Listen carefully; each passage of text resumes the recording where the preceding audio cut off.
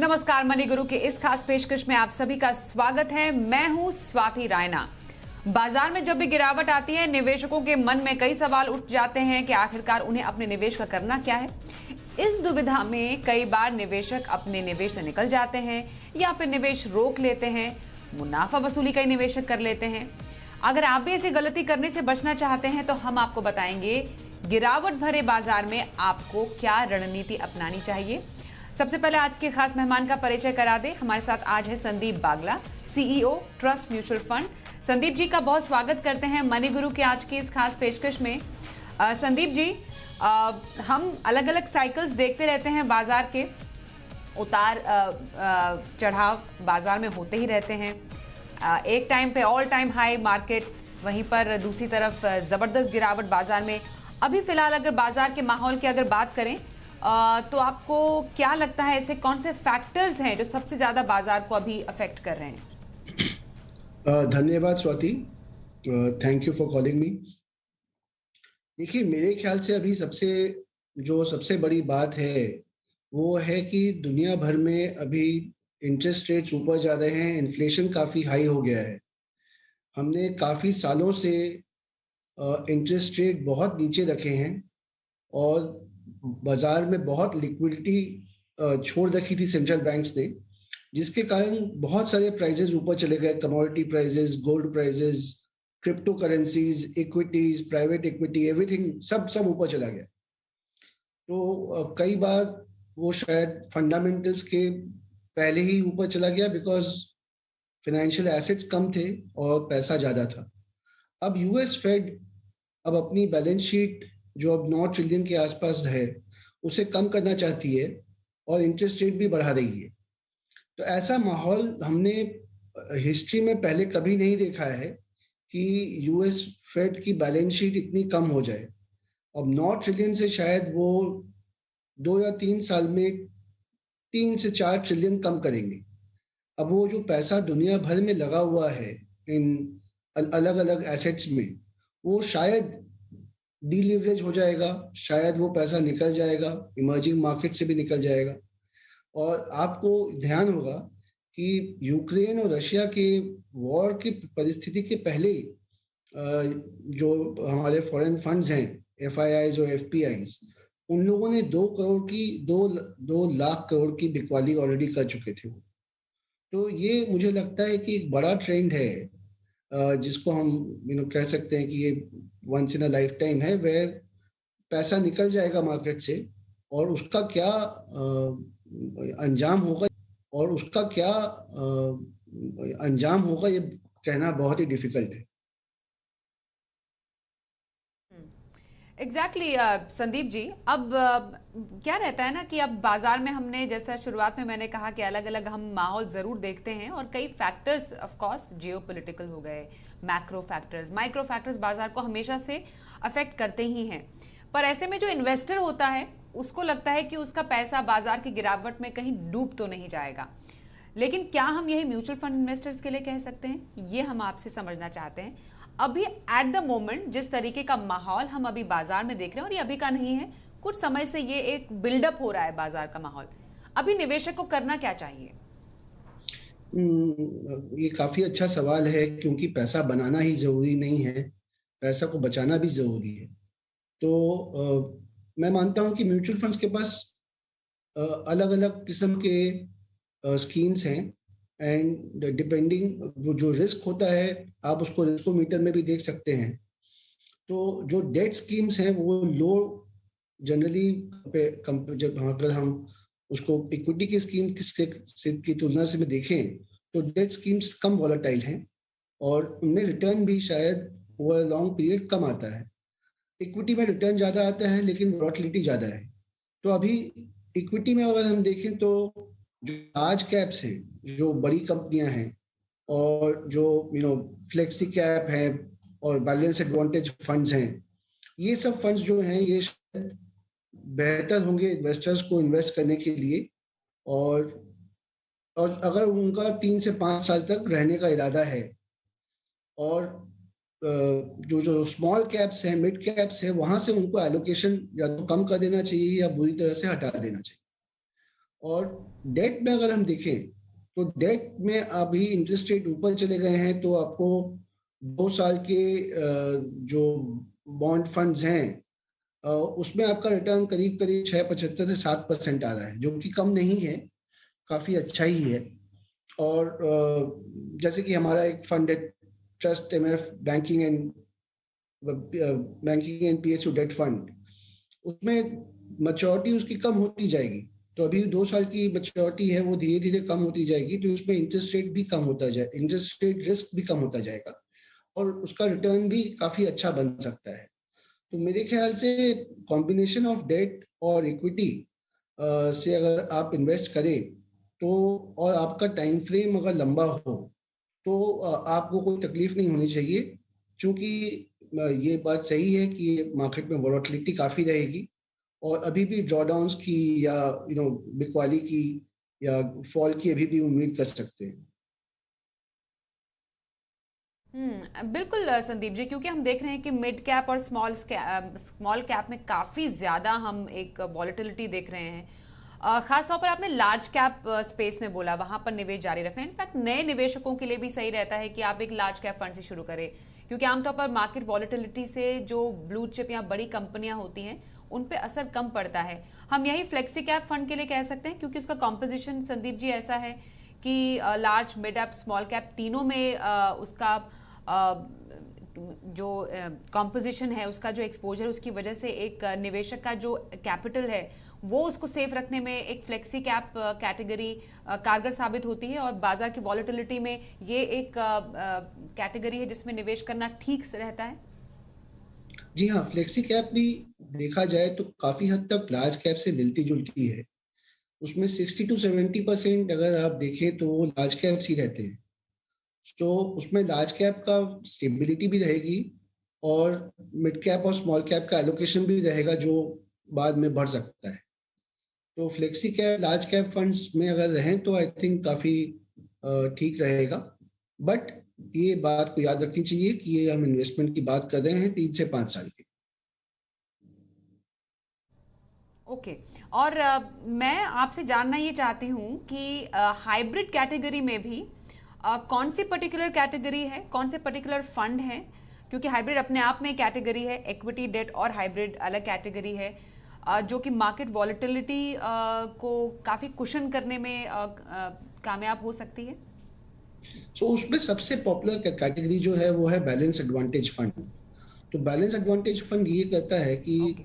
जब equity market बहुत expensive हो जाता है तो वो उसका इक्विटी का एलोकेशन कम कर देता है, और जब इक्विटी मार्केट चीप होने लगती है तो उसमें उसका एलोकेशन बढ़ा देता है। और मोस्टली उनमें जो टैक्सेशन है वो भी इक्विटी का टैक्सेशन होता है, जो कि इन्वेस्टर्स के लिए अच्छा होता है। तो इसमें एक तरह से आप मार्केट टाइमिंग का जो काम है वो आप नहीं करके आपके लिए फंड मैनेजर कर रहा है। वैल्यूएशंस और प्रोस्पेक्ट्स के हिसाब से वो उसमें एलोकेशन टू इक्विटी ऊपर नीचे करता रहता है। तो ये जो फंड हैं ये आपको प्योर इक्विटी के रिटर्न नहीं देंगे, और डेट डेट जो फंड के रिटर्न है उससे ज्यादा देंगे, लेकिन इसमें स्टेबिलिटी बनी रहेगी और वॉलेटिलिटी भी कम रहेगी। ओके। अब ये जानना जरूरी है कि कौन सी ऐसे फंड्स हैं या कौन सी ऐसी कैटेगरीज है जब निवेशकों को जिससे थोड़ा सा दूर रहना चाहिए, और जो कि इस मार्केट वॉलेटिलिटी में कंप्लीट नो नो आपकी तरफ से है। तो देखिए, इक्विटी में स्मॉल कैप इक्विटी में मिड बोल कैप। रही हूँ सर। हाँ, इक्विटी में तो स्मॉल कैप मिड कैप ये बिल्कुल दोनों है अभी। क्योंकि उसमें और कोई अगर थोड़ा हट के कोई फंड आता है कि भाई मैं आईपीओ में इन्वेस्ट करता हूँ या मैं इसमें इन्वेस्ट करता हूँ, तो वो सब चीज़ों से अभी दूर रहें। जो चीज़ हमें समझ में आती है उन्हीं में इन्वेस्ट करें। जैसे कि लार्ज कैप फंड्स हैं तो उसमें आप नाम देखेंगे तो आपको समझ में आ जाएगा कि ये जो देश की सबसे बड़ी कंपनीज और सेक्टर्स हैं, और जो 70-80% 90% प्रॉफिट ये लार्ज कैप कंपनीज ही बनाती है, तो वहां पे लेवल ऑफ सेफ्टी हायर है। प्राइस गिर सकता है उनका, उसमें कोई दो राय नहीं है, बट उनकी रिकवरी भी फास्टर होगी और वो 3 से 5 साल में डेफिनेटली ऊपर आ जाएंगे वापस। ओके। संदीप सर, ये जब हम डेट या फिक्स्ड इनकम की बात करते हैं, क्योंकि अभी हमने देखा ब्याज दरों में बढ़ोतरी हुई इतने समय के बाद, और आगे भी इंडिकेशन है हाँ ब्याज दरों में बढ़ोतरी होगी ही। और कौन से रिस्क फैक्टर्स हैं जो अभी किसी फिक्स्ड इनकम या फिर किसी एक डेट निवेशक को ध्यान में रखने की जरूरत है? फिर हम डेफिनेटली आपसे समझने की कोशिश करेंगे कि डेट में निवेश कहाँ करना चाहिए, पर रिस्क फैक्टर्स समझना काफी ज्यादा जरूरी है। देखिए, रिस्क फैक्टर्स डेट स्कीम्स में आजकल काफी कम हो गए हैं। जो क्रेडिट फंड्स हैं उसमें भी रिस्क थोड़ा कम है, लेकिन निवेशकों को मेरे ख्याल से इस साइकिल में क्रेडिट फंड से भी थोड़ा दूरी रहना चाहिए। और जो लॉन्ग ड्यूरेशन फंड्स हैं, जो 10 साल के बॉन्ड्स, या जो क्या कहते हैं target maturity bonds, mutual funds of 7 year 8 year, ये जो लंबी मैच्योरिटी की बॉन्ड फंड्स हैं, इनसे काफी दूर रहना चाहिए। बिकॉज मेरे ख्याल से अगर इन्फ्लेशन 6.5 के पास रहा फॉर नेक्स्ट 1 ईयर, तो काफी पॉसिबिलिटी है कि 10 ईयर यील्ड 8.5% चली जाएगी, जो अभी 7.25 के आसपास है। तो उससे इन्वेस्टर्स को काफी लॉस हो सकता है, जिससे उनको कोई भी फायदा नहीं होगा। तो अभी लॉन्ग टर्म बॉन्ड फंड्स और क्रेडिट फंड से दूर रहना चाहिए। और एक कैटेगरी है जो इन ऐसे माहौल में लोग रिकमेंड करते हैं, जैसे फ्लोटिंग रेट फंड। लेकिन अगर आप 1 साल का रिटर्न देखेंगे फ्लोटिंग रेट फंड का, तो वो 2 से 3% है। इसका मतलब इंटरेस्ट रेट ऊपर गए, लेकिन वो फ्लोटिंग रेट फंड फ्लोट कम कम किया और थोड़ा सिंक भी हो गए। तो ऐसे floating rate funds as a category is not a great category, because underlying bonds जो हैं वो लिक्विड नहीं होते, और उनका वैल्यूएशन में भी बहुत डिफिकल्टी होती है। तो फ्लोटिंग रेट फंड्स को भी आप अवॉइड करें। बहुत सिंपल फंड्स हैं, शॉर्ट टर्म फंड्स वगैरह वगैरह में आप इन्वेस्ट कर सकते हैं। ओके, तो डेट में आप कह रहे हैं कि शॉर्ट टर्म फंड्स में निवेश करना सही स्ट्रैटेजी हो सकती है। इसके अलावा डेट में कोई आपकी फेवरेट कैटेगरी है संदीप जी, जहां बिल्कुल पर बिल्कुल। ऐसे माहौल में निवेश करने से सुरक्षित निवेश का एक भरोसा मिल सकता है निवेशकों को ऐसे माहौल में? तो देखिए, एक तो क्या है कि आप लिक्विड फंड्स हैं, जिसमें आप अगर जो पैसा आपको तुरंत ही चाहिए 1 2 3 महीने में, तो आप वो उसमें रख सकते हैं। इनफैक्ट लिक्विड फंड काफी अच्छा फ्लोटिंग रेट फंड है, बिकॉज उसका इंटरेस्ट हर 20 25 दिन में रीसेट हो जाता है। तो जैसे जैसे इंटरेस्ट ऊपर जाएंगे, आपको रिटर्न आपका बढ़ता रहेगा। दूसरा, short term funds, banking and PSU date funds, ये सब 2 3 कैटेगरीज हैं जो काफी सेफ हैं। और जैसे कि इक्विटी में हम चाहते हैं कि 3 से 5 साल तक इन्वेस्ट करें, वैसे ही हमें ये भी देखना चाहिए कि हमें रिटर्न्स के साथ में स्टेबिलिटी भी चाहिए। तो हमें ऐसे फंड्स में इन्वेस्ट करना चाहिए जो स्टेबिलिटी दें, हमें कंसिस्टेंसी दें। और उसमें भी आप 1 से 3 साल अगर बने रहें, तो आपका रिटर्न्स काफी अच्छा आएगा। और उसमें जैसे आप इक्विटी में एसआईपी करते हैं, वैसे ही डेट में भी आप एसआईपी करें अगर, तो आपका हर लेवल पे आपका इन्वेस्टमेंट होगा। और जब मार्केट चलेगा, तो फिर अच्छा रिटर्न आएगा। संदीप जी, आपसे यही होगा कि अभी किसी को नया पैसा लगाना है, नया निवेशक है, तो स्ट्रैटेजी अभी क्या रखनी है? मतलब निवेश का जो एक शीट बनाएंगे कि मुझे कैसे कैसे निवेश करना है, वो स्ट्रैटेजी मैं आपसे समझना चाहती हूँ। ये अच्छा सवाल है। अगर कोई नया पैसा लगाना चाहता है आज, लमसम लगाना चाहता है, तो मे बी 25%, 20 से 25% वो इक्विटी फंड्स में डाल दे, क्योंकि इक्विटीज करेक्ट तो हो ही गए हैं ऊपर से। और जो 25% और वो लिक्विड फंड में डाल सकता है, जहां पे आपको स्टडी रिटर्न आएगा। उस लिक्विड फंड से आप एक सिस्टमैटिक ट्रांसफर प्लान कर सकते हैं इक्विटी में। तो 1 साल के बाद आपका रिटर्न, आपका जो पोर्टफोलियो एलोकेशन है वो 50% इक्विटी हो जाएगा। और जो 50% बच गया है, वो आप डेट फंड्स में लगा दें, short term funds, banking and PSU funds में लगा दें। तो इससे आपका पोर्टफोलियो काफी बैलेंस्ड रहेगा। इसमें आपको रेगुलर इनकम मिलेगी। और उसमें 3 से 5 साल के लिए आपको ऐसा भी हो जाएगा कि इक्विटी में एंट्री जो है आपकी, वो एक अच्छे भाव पे हो जाएगी। तो 25% इन इक्विटी राइट नाउ, और 25% इन लिक्विड फंड्स, और 50% short term debt funds. Okay, बहुत धन्यवाद करेंगे संदीप बागला जी आपका। आपने बताया गिरावट भरे बाजार में कैसी निवेश स्ट्रैटेजी निवेशकों को रखनी चाहिए। लंबी अवधि का पैसा उसको बिल्कुल मत छूइए। डेट में निवेश करना है तो छोटी अवधि के फंड्स में निवेश कीजिए। यही स्ट्रैटेजी भी आपको रखनी है और निवेश में बने रहें। अब मरीगुरु में स्वागत करते हैं हमारी एक और खास मेहमान का। फिनवाइज की फाउंडर प्रतिभा गिरीश हमारे साथ है। प्रतिभा, बहुत स्वागत करते हैं आपका शो में। और ये है हमारा हेल्पलाइन सेगमेंट जिसमें हम दर्शकों के सवालों के जवाब प्रतिभा से आज जानेंगे। और प्रतिभा, पहला सवाल हमारे पास ईमेल पर आ रहा है। लखनऊ से नीरज जोशी हमें सवाल भेज रहे हैं और ये अपने रिटायरमेंट और अपने बच्चों की पढ़ाई के लक्ष्य के लिए अभी फाइनेंशियल प्लानिंग कर रहे हैं। इनका सवाल मैं बता दूं, 40 इयर्स के हैं अभी ये, और 5 फंड में ये एसआईपी कर रहे हैं साल 2018 से। कुछ फंड्स में इनकी एकमुश्त एसआईपी है और कुछ फंड्स में ये माफ कीजिए, कुछ फंड्स में एकमुश्त निवेश कर रहे हैं, कुछ फंड्स में इनकी एसआईपी है। अब एसआईपी वाले फंड्स इनके हैं जैसे एसबीआई स्मॉल कैप में 2000 का निवेश है इनका, एसबीआई फोकस में 1000 की SIP, SBI magnum mid cap है इनके पास 1000 एसआईपी वाला, और पराग पारिक फ्लेक्सी कैप भी इनका 1000 एसआईपी वाला है। वहीं कैनरा रोबेको ब्लू चिप में 10,000 एकमुश्त निवेश है। एसबीआई फोकस्ड फंड में ही जिसमें एसआईपी ऑलरेडी कर रहे हैं उसमें 60,000 का इन्वेस्टमेंट इन्होंने लमसम भी किया हुआ है। पीपीएफ में 30,000 ईयरली इन्वेस्ट करते हैं। एलआईसी भी है 34,000 सालाना प्रीमियम की। हेल्थ इंश्योरेंस इनका 10 लाख का है। अब ये कह रहे हैं कि बच्चों की पढ़ाई के लिए इन्हें 50 लाख रुपए चाहिए और रिटायरमेंट में इनका 3 करोड़ का लक्ष्य है। अब हम इनके सवाल से प्रतिभा ये तो समझ पा रहे हैं कि 40 साल के तो 20 साल तक इनका रिटायरमेंट का लक्ष्य है आफ्टर 20 ईयर्स। बच्चों की उम्र हमें क्योंकि मालूम नहीं है तो हम शायद इसको 10 या 12 साल एस्टिमेट या गेस कर सकते हैं। प्रतिभा, इज दैट राइट? तो नीरज जी को बताइए, वो अगर हमें सुन रहे होंगे अभी हमारे शो के जरिए, कि क्या वो इस इन्वेस्टमेंट से अपने लक्ष्य की तरफ बढ़ सकते हैं? नीरज जी, अगर हम ये सोच ले कि 10 साल बाद आपको बच्चों के एजुकेशन का जो रकम चाहिए, आपको 50 लाख चाहिए, तो आप 10 साल के लिए जो इन्वेस्ट कर रहे हैं, आज की तारीख में आपका जो लमसम इन्वेस्टमेंट्स है, मतलब जो इकट्ठा हो गया एसआईपी से, उसको भी लमसम गिना जाएगा। 72,000 रुपीज आपके पास ऑलरेडी इकट्ठा हो गया है।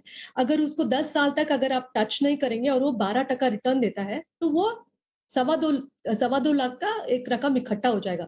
और जो एसआईपी आप कर रहे हैं आज की तारीख में 3,000 रुपए का, वो 3,000 रुपए में भी 12% अगर रिटर्न आप पकड़ेंगे तो वो करीब करीब 7 लाख तक आपको रकम दे देगा। तो टोटल आपका रकम जो है 9.13 लाख हो जाएगा, लेकिन आपको चाहिए 50 लाख। तो इसके लिए एक उपाय है कि आप अपना एसआईपी को बढ़ा दें। अभी 50 लाख इकट्ठा करने के लिए आपको एसआईपी स्टार्ट करना पड़ेगा 13,000 रुपए से। महीने का 13,000 रुपए का एसआईपी करेंगे और हर साल जैसे आपका इनकम बढ़ते जाता है, 10% से अगर बढ़ रहा है तो आप 10% से वो 13,000 को बढ़ाते रहेंगे, तो आपका जो 50 लाख का रकम आपको चाहिए वो इकट्ठा हो जाएगा। ओके, दिस इज वो जो चाइल्ड एजुकेशन के लिए। दूसरी बात आपने बताई जो रिटायरमेंट के लिए। रिटायरमेंट तो काफी लंबे समय अवधि का एक प्लान है। आप सिर्फ 40 इयर्स के हो और आपका रिटायरमेंट ये मान ले 60 इयर्स में होने वाला है, तो 20 साल के समय अवधि है आपके पास। लेकिन आप उसके लिए पीपीएफ में इन्वेस्ट कर रहे हो। हालांकि पीपीएफ अच्छी बात है और थोड़ा बहुत पैसा पीपीएफ जैसे डेट इंस्ट्रूमेंट्स में डालना चाहिए, लेकिन वेल्थ बिल्डिंग के लिए इक्विटी म्यूचुअल फंड्स में डालना जरूरी है। आपने बताया है कि आप शायद 3 लाख रुपए डाल रहे हो सालाना पीपीएफ में, तो मेरा सुझाव ये होगा कि आप उसको आधा आधा कर दें, आधा पीपीएफ में डालें और आधा इक्विटी म्यूचुअल फंड्स में डालें। इस तरह से आपका 1.7 करोड़ इकट्ठा होगा 20 साल में। एलआईसी का तो आपने कुछ ज्यादा डिटेल्स नहीं दिया कि आपको क्या बेनिफिट्स मिलने वाले हैं एलआईसी से, तो उसको हम एनालाइज नहीं कर पा रहे हैं, लेकिन इससे ये साफ आपको नजर आएगा कि आपका जो हाँ जी, 30,000 ईयरली पीपीएफ इन्वेस्टमेंट कह रहे हैं ये, 3 लाख नहीं है इनका, 30,000 का है जो इन्होंने अपने सवाल भेजा था हमें। ओके, आई एम सॉरी, मैंने 3 लाख सोचा था। एनीवे, अगर रिटायरमेंट इतना लंबा समय अवधि के लिए है तो उसके लिए भी आपको सेव करना जरूरी है।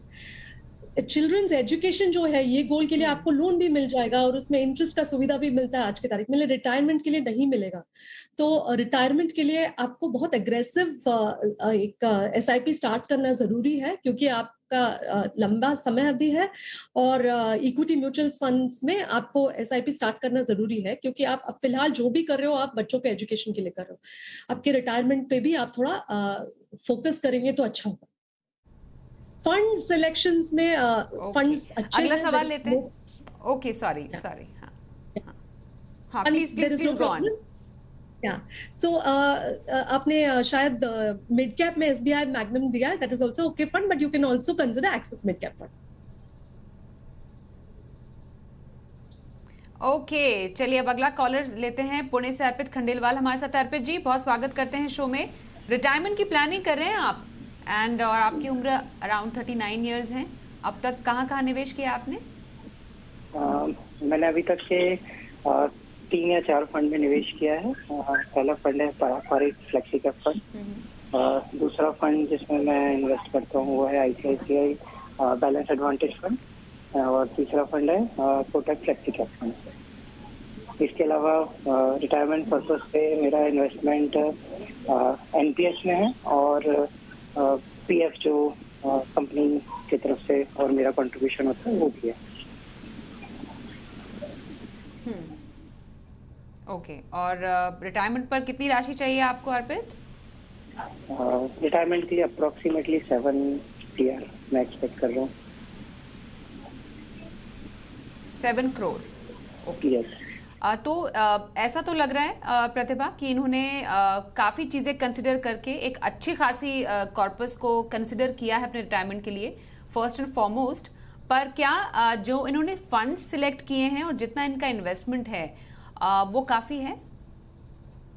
पहले हम फंड्स की बात करते हैं। फंड्स अच्छे हैं, लेकिन आप सिर्फ 39 इयर्स के हो और आपने बताया है कि आपका रिटायरमेंट 16 साल में है, तो इतने लंबे समय अवधि के लिए बैलेंस एडवांटेज जैसे फंड चुनना थोड़ा आपका रिटर्न्स को मिनिमाइज कर सकता है। मतलब ये फंड्स जिनको वॉलेटिलिटी नहीं चाहिए, उनको उतार चढ़ाव से बहुत टेंशन होता है, उनके लिए होता है। आपका इतना लंबा समय अवधि है, तो मेरा सुझाव है कि आप एक अच्छे से फ्लेक्सी कैप फंड्स चूज करें। ये जो बैफ में इन्वेस्ट करो वो अमाउंट को आप फ्लेक्सी कैप फंड्स में इन्वेस्ट करें। आप कैनरा रोबेको का फ्लेक्सी कैप चेक कर सकते हो, एक्सिस का फ्लेक्सी कैप चेक कर सकते हो। तो ये एक चेंज करेंगे तो बाकी का फंड्स में कोई प्रॉब्लम नहीं है। They are good funds. और आपने बहुत अच्छा प्लानिंग भी किया है। आमतौर पे लोग रिटायरमेंट के लिए बहुत कम सोचते हैं, उनका रिक्वायरमेंट होगा, लेकिन आपने अच्छा रकम सोचा है। आज की तारीख में जो आपके पास लमसम है वो 27.5 लाख है, और 16 साल बाद आप रिटायर होना चाहते हो, तो वो 27.5 को आप मॉनिटर करते रहेंगे और वो 12% रिटर्न देगा, तो 1.68 करोड़ सिर्फ जो लमसम है उसी से हो जाएगा, जो 27.5। और SIP भी आप काफी अच्छा SIP कर रहे हो, 48,000 पर मंथ का SIP करो, ये रकम भी 2.76 हो जाएगा। लेकिन ये अगर आप ऐड करेंगे जो आपको रकम चाहिए वो उतना नहीं होगा। इसके लिए हमारा सुझाव है कि अगर आप SIP को हर साल 5% से इंक्रीज कर सकोगे तो आपका टोटल रकम जो है वो 4.17 हो जाएगा। अगर आप 10% से इंक्रीज कर पाओगे, अगर इवन इनिशियली आप 10% से इंक्रीज करोगे तो काफी और इससे भी बड़ा हो जाएगा। जैसे 10% से इंक्रीज करोगे तो 5.5 करोड़ हो जाएगा और आपका जो गोल्स है वो सारे मीट हो जाएंगे। Okay, all the very best Arpit. शुभकामनाएं आपको आपके निवेश के लिए और धन्यवाद करेंगे प्रतिभा। समय इतना ही है इतने सवाल लेने का, लेकिन कोशिश करेंगे जो सवाल छूट गए उनको फिर से आपके साथ शो में हम शामिल करें। फिलहाल thank you so much. Presenting B News app available on Google Play and App Store. Download it now.